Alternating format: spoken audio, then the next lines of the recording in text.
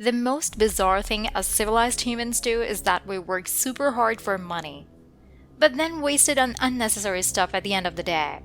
We often complain about lack of healthy time for us, yet we are willing to work for months to afford something we don't need. There's this Wall Street Journal article which says that the average American will have to work about 2 or 3 months, a year, just to make the payments on a new car with insurance. And that's not surprising at all. Ask yourself, how much money did you have crossing your hands in your entire life? And how much of that money did you save? And that's why so many people are in such dark financial situation. You know how they say, it's not how much money you make, but how much money you keep. If you're making 10K a month, but you have to live in a super expensive city, pay a fortune to get your job, and then pay a fortune just to have the same food that actually cost pennies, that is not real wealth. I can say that from my own experience.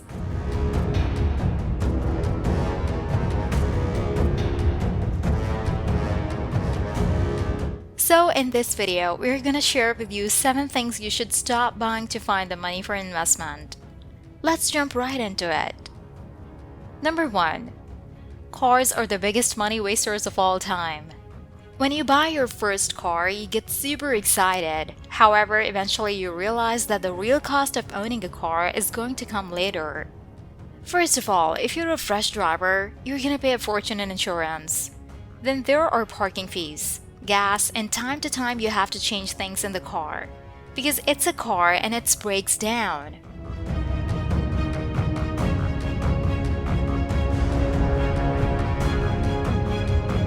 Maybe the first year, you're not going to spend much. But as your car gets older, your expenses start to rise. So if you live in downtown, do not own a car. Just use an Uber, public transport, or whatever. Buying a car only makes sense when you live outside the city, or you have kids that you have to drive to school every day, or have no other choice but to own a car to move around. Other than that, if you are a young teenager, or an adult who doesn't have kids, for God's sake, don't buy a car and save yourself a fortune that you can invest. Number 2. Don't buy the stuff if they're not on sale. There are things you want, and then there are things you need, such as toothpaste, toilet paper, shaving stuff, and the list goes on.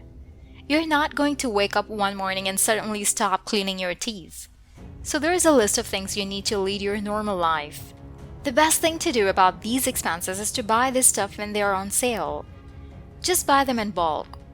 Every now and then there are going to be discounted prices, because that's how stores work. Their supplier delivers them products every week, every month, and the store has to get rid of that merch before the next merch arrives. So the best way to get rid of your current products is to put them on sale and let people buy them. You know that you need these things anyway. All you have to do is a little planning. Just create a list. Wait when they're on sale. It's like stocks. You wait until there is a correction, then you go all in. The same applies to clothes. Number 3. Clothes. Don't just buy clothes whenever you want, but rather buy whenever they are at a discount. Clothing stores work pretty much the same way as grocery stores.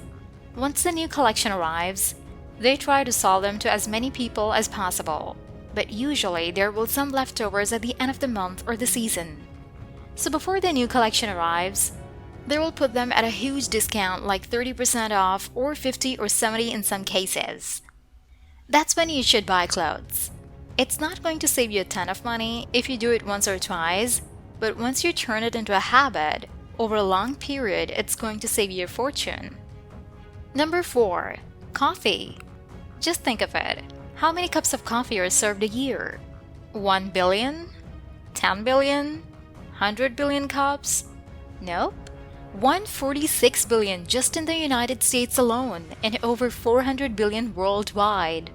Literally, 1/3 of coffees are served in the US. It seems like there are enough people who are ready to pay $4 or $5 for a cup of coffee. No wonder why this industry is so huge. Coffee has been ingrained in our culture so deeply that we are now comfortable paying so much for something that costs less than 5 cents to produce. Of course, the cafe has to pay wages, electricity, rent, and a lot of other expenses. So it makes sense to buy a $5 coffee if you're going to spend hours sitting in that Starbucks doing whatever you have to do. But to pay that much money just to drink coffee is insane. Those people who complain about living paycheck to paycheck and yet comfortably spend that much money on a coffee don't deserve sympathies. Number 5. Unhealthy snacks. This might sound a bit controversial because everyone loves sweets, and saying to people to stop buying sweets is not something people would take lightly. However, the problem with almost all sweets is that they are unhealthy and expensive.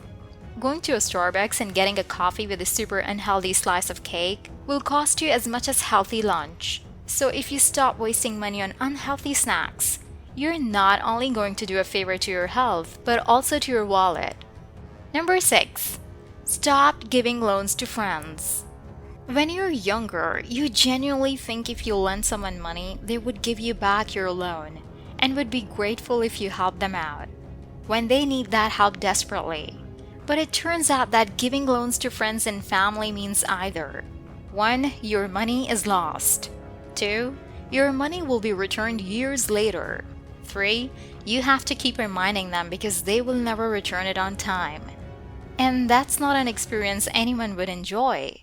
If you give loan to friends and relatives, in 70 to 80% of cases, they would even forget that they owe you money. Number 7. Alcohol. $15 here, another 20 or 30 bucks there does not seem like something you should be worried about. You are having fun with friends, that's what you should care about, right? But have you ever stopped to add up what you spend on drinking in a week, a month, a year? How about in 10 years? Have you ever done the math? Probably not. But if you think about it, it already seems like a huge amount. According to the Bureau of Labor Statistics, Americans spend about 1% of their gross annual income on alcohol. For the average household, $5,650 in 10 years, or $22,600 over a 40 years period.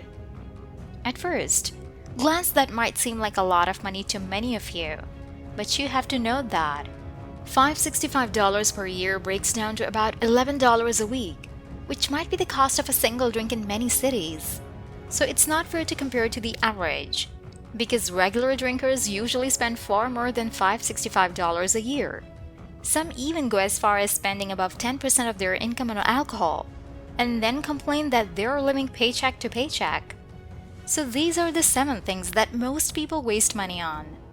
If you could just change your habits a little bit, if you could pay a little more attention to how you spend your money, instead of randomly buying stuff you want, if you just wait for that discount, or don't buy a car if you don't need it, if you make your coffee at home or stop eating unhealthy sweets, just imagine for a moment how much you can save in a single month.